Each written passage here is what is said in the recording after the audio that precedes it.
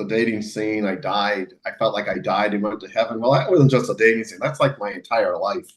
Like reborn into a better life. That's exactly how I feel. This is Dan of Vagabond Awake, and today we have Christopher as a guest, and he has some very interesting things that I would like you to hear about. Christopher, welcome to the channel. Welcome. Happy New Year. Thank you for having me, Dan. So, Christopher, where are you from, and where are you right now in the world? Well, I'm originally from Boston. I spent most of my life living in the suburbs of Boston, and right now I'm living in Hanoi, Vietnam, and I've been here for almost 5 years now. Great. Hanoi, Vietnam. And so how did you end up in Hanoi? Well, it's a long story, but the short version is I came to Vietnam in 2019 to see the whole country. And I started the tour in Hanoi and then headed south. I immediately fell in love with the country. And by the time I reached Saigon, I couldn't imagine living anywhere else.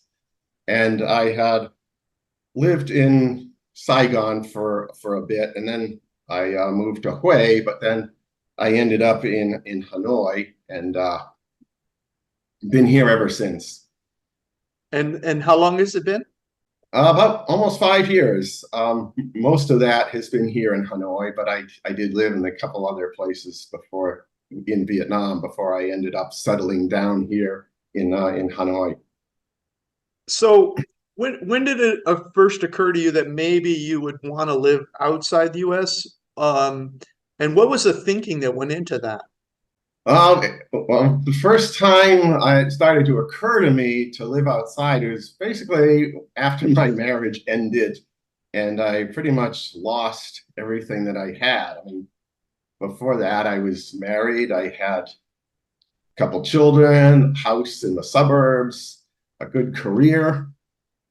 But then after the marriage ended, I lost the house, the kids grew up and moved out, and then I couldn't get hired anywhere because now I was over 50, and I wanted to get married again, but my dating prospects were even worse than my employment prospects.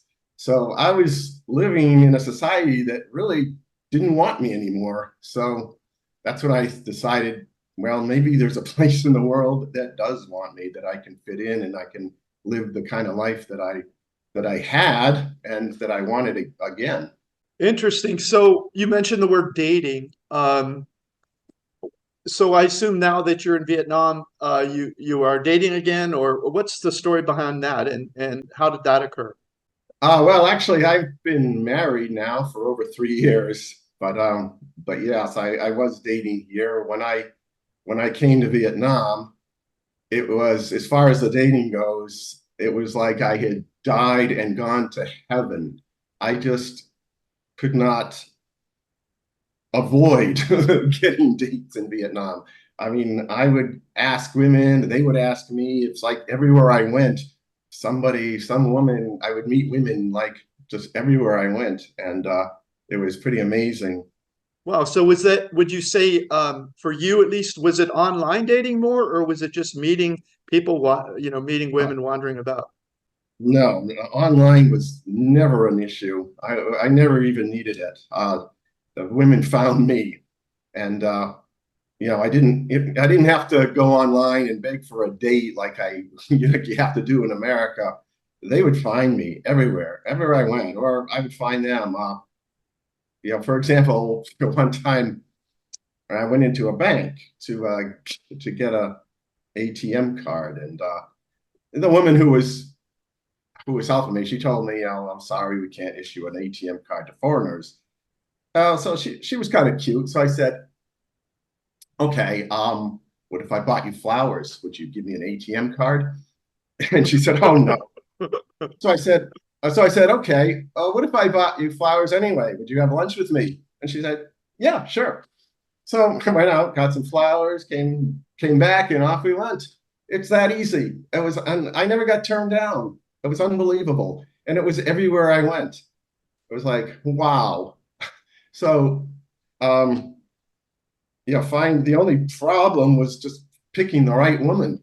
That was the only problem I had in the dating scene here in Vietnam, was picking the right woman because there were so many options. Maybe this is sort of juvenile for me to say, but it sounds almost like you went from being invisible to being like a movie star or something. Is that overstating it, would you say? Or No, no, that's exactly the way I felt. If you ever wondered what George Clooney must have felt like walking around, that's what I felt like. I said, wow, so this must be what George Clooney's life is like. I mean, it was that dramatic. It really just amazing.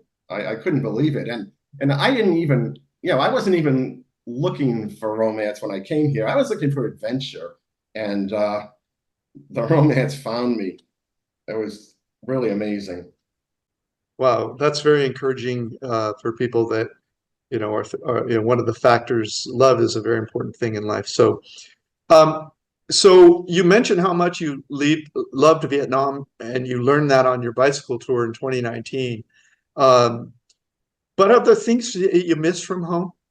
Yeah, a lot of things. I miss shoveling snow. I miss paying lots of money for very limited health insurance coverage. I miss being treated like a depreciated asset by corporate America. So yeah, there's a lot of things I miss about America. And all I have to say about that is thank God. Growing up in America, at least I did, I heard about how it's the best country in the world and it's the safest country in the world, and the rest of the world is dangerous. What are your thoughts about Vietnam compared to the US in terms of your personal safety? Well, personally, oh, I feel very, very safe. My property, on the other hand, does not. Um, Now, again, personally, there's basically no violent crime here in Vietnam. And I live in Hanoi, which is a city roughly the same size as New York. And there's no bad neighborhoods. You can go anywhere you want. I've never had one instance anywhere in Vietnam, for that matter, where I felt unsafe just walking around any time of night, anywhere, no problem at all. However, on the other hand, I've had my bicycle stolen, I've had my wallet stolen, I've had my phone stolen, and people are often trying to scam me. So the property is a little different. We even had our security cameras stolen from the alley outside that we use to monitor the alley outside. They stole those too. So you have to be careful with your property, but personally, I've never felt safer anywhere in my life. So you toured Vietnam on bicycle, top to bottom. It sounds like you got all the way down to Saigon or Ho Chi Minh. So you probably covered a lot of places where there's very few people. What's it like, the difference between being in a city like Hanoi versus a very rural area? What's the feeling difference?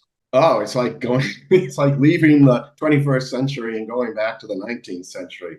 Huge difference. And you don't really have to go very far outside of the city limits of Hanoi before you're in the last century. Made huge difference. The city, Hanoi, it's a very modern city. You can, get everything you want, all the modern conveniences. And a lot of people speak English or whatever language you want. But outside the city, it's very agricultural, very rural. They're still farming using water buffalo and animals, and they obviously don't speak any English at all, and it's like totally different. It's two different worlds. So you're married now for 3 years. What's it been like integrating your Vietnamese family with them, and maybe your kids back home, integrating them into your new family? Well, that's been an amazing story. That was a real surprise for me, how my new wife really embraced my family in America, especially my two children. but also my sister and basically anyone else who would talk to her. And it was the same with me, with her family, her two daughters. We've just formed a very, very strong bond. You know, it's been amazing. And my son was here about 18 months ago. He came, he stayed for 6 months, and my wife just took great care of him. I mean, she did everything. She bought him clothes, she cooked for him, she got him a girlfriend, and every time he went out, she'd give him money. I mean, she just totally embraced him, did everything for him. And you know, it's just that was a real pleasant surprise for me. There was just no awkwardness at all. It was like I expanded my family. And you know, it's amazing. We own this building that we live in, and my mother-in-law lives on the floor above us, and then one of our daughters lives down just a couple floors below us. So, and then you know, her brother-in-law and his family just live around the corner, just down the alley. And then our other daughter just lives across town. So we're all very close here. And that's been a really incredible part of the story. Your son was there, you said, for 6 months. What's his feeling about Vietnam, you know, after so long? Oh, he didn't really take to it the way I did, but you know, he had fun when he was here. Obviously, we did a lot. We traveled a lot, and of course, he had all the attention from his new family. But you know, he decided, he did stay for a long time, but now he's back in America. Okay, let's talk a little bit about some retirement considerations. Do you have health care in Vietnam, or do you just pay for health care as you go? Well, I just pay as I go. Our son-in-law is actually a doctor, and he takes pretty good care of us, makes sure we get what we need. And but no, I don't even feel the need for health insurance. It's the health care is so cheap here. It's just, yeah, pay as you go. Do you have an example of so people get an idea of maybe something that you're willing to share? Yeah, last year I tore my MCL, a very painful injury, and had to go to the hospital and get, you know, CAT scan, and then there was physical therapy, and it was really top-notch care. It was a wonderful hospital, brand new. It was one of the international hospitals, and they got me back to health in no time, and it was a really great experience. And I don't even know what it cost. I think my wife just took care of it, or maybe she hit me up for the bill. I don't know. If she did, it was so small, I didn't even notice it. Okay. Now, so 5 years there, 3 of them about married. What's been your visa story? Like, what is your first kind of visa you had, and what did that take? And then if you switched when you married, how did that all go? Well, when I first came, basically as a tourist, I had a 3-month tourist visa. And then when I came back, I was teaching English. So I had an employment visa, but I couldn't really, after COVID, you know, that kind of closed down all the schools. So that took care of the employment visa. You have to have a job to get an employment visa, and with no job, there's no visa. So then we got married, though. So by that time, you know, we had gotten married, and I have now a temporary residence card. Initially, they issued it for 2 years, and we just recently renewed it for 3 years. So that's good. So, and then when my son was here, he actually got a family visa, a 6 months family visa, because he's, you know, related to us. He has basically through my wife, he gets the status as a Vietnamese family member. So we were able to get that too. That's a nice little benefit I hadn't heard of before. Thanks for sharing that about the family visa. So you retired before typical retirement age. How do you pay for life overseas? Well, first of all, I didn't come here to retire. I came here to live, the rest of my life. So I wasn't looking to retire. I was looking to just continue the life that or try to come some semblance of the life I had. So I support myself through working as an English teacher. But I do have other sources of passive income because I had some money saved before I came here. So I don't really depend on the income that I have from teaching.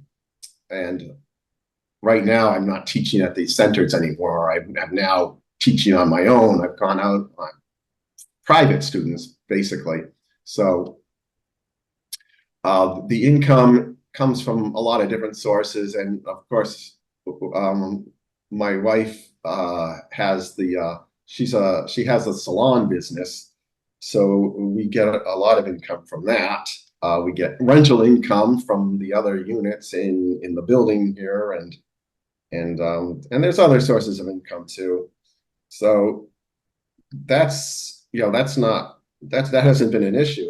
That's just part of life, because that's what I'm here to do. I'm here to live. I'm not here to really retire as people think of retirement. Yeah, I'm here to live. Great. That's great. So finish this sentence for me. Don't come here if you think.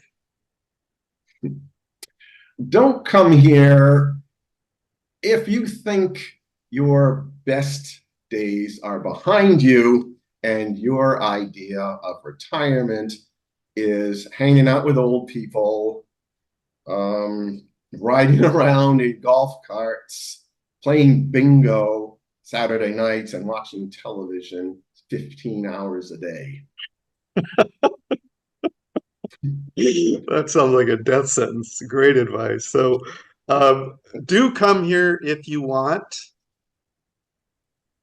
Do come here if you want a lavish upper middle class lifestyle with an amazing, loving wife, a supportive family, and you want to live in a country where everybody loves Americans, then yeah, come here. And you have the determination to make it all happen, because that's important. It's not easy. It doesn't just happen. You don't just walk into this life.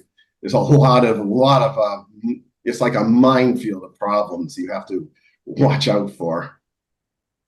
Well, that brings up my next question. What advice do you have for people thinking of moving over there? What are some of those minefields they should keep an eye out for?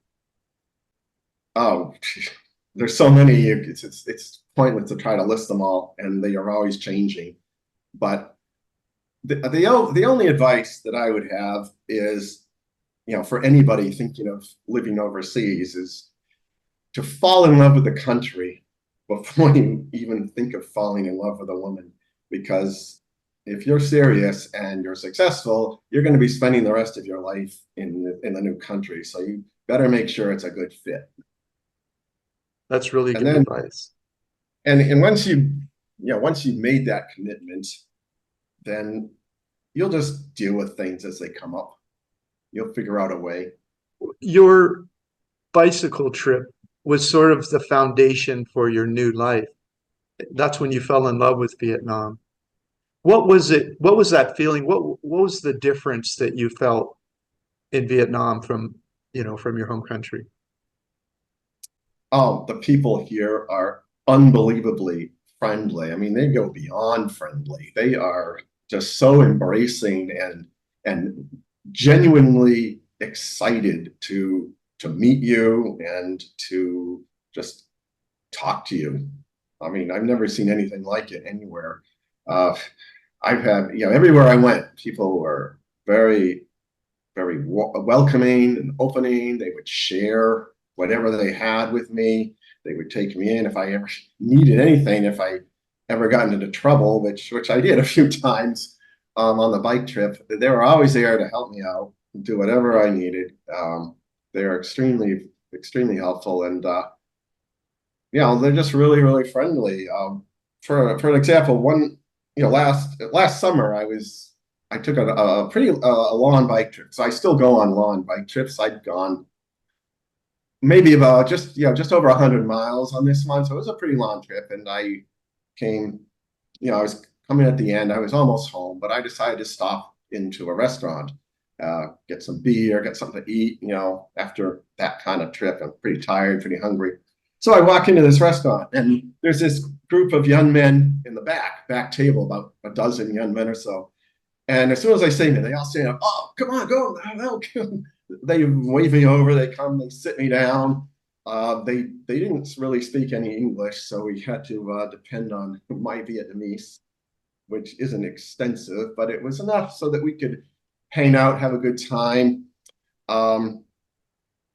The menu, they didn't have what I wanted on the menu. I'm looking there. What I really wanted was chicken fried rice. That's what I really wanted, and they didn't have it. So they asked me, what would you like? I said, I really want chicken fried rice, but it's not here. And so one of the guys goes, gets up, leaves.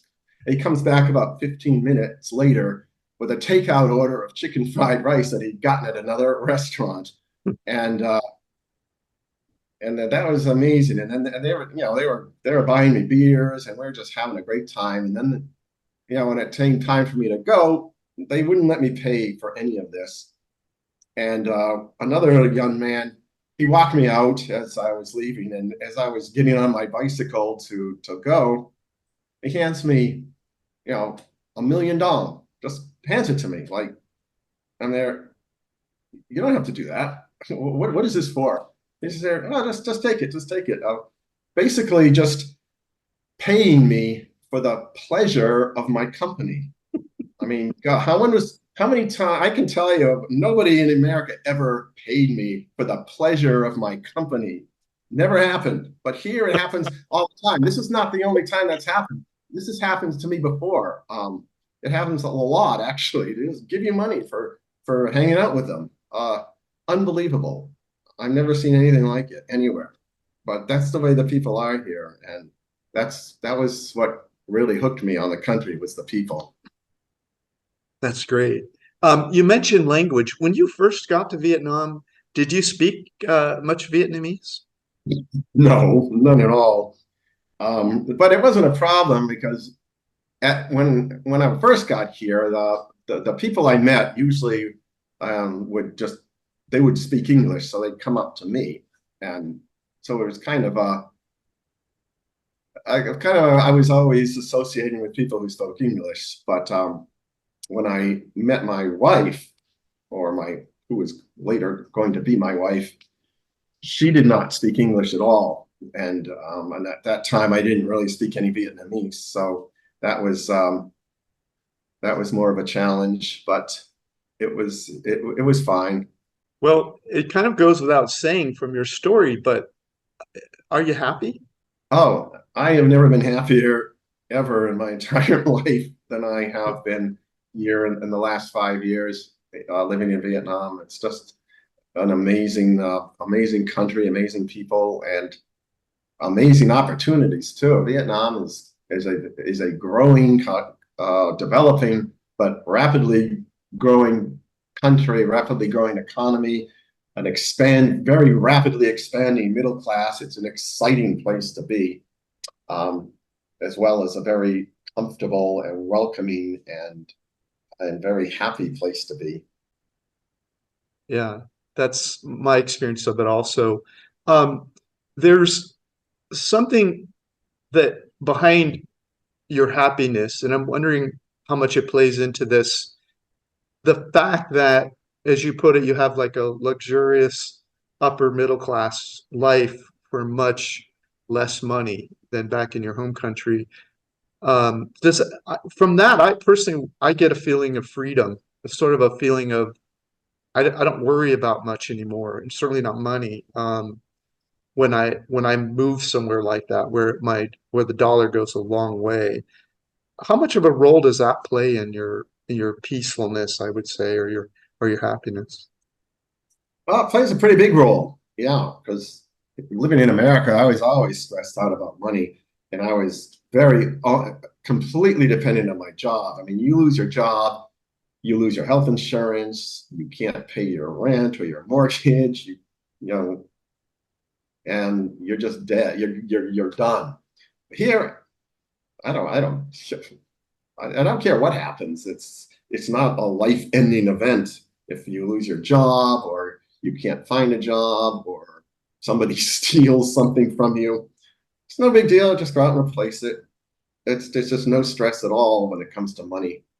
So that's been very very big factor in how I feel, my happiness here in Vietnam. It's great. Well, Christopher, it's been a real joy hearing your story. I really want to thank you for opening up and being willing to share it with people. I know there's a lot of people around the world that are thinking about different things, and to hear your story might open up some, hope for people. So I really appreciate you coming on. Well, thank you for having me. And if you're ever up in Hanoi, well, stop in. Well, we'll give you a free haircut. Okay, sounds good. Thanks, Christopher. Thank you. Bye-bye. Bye-bye.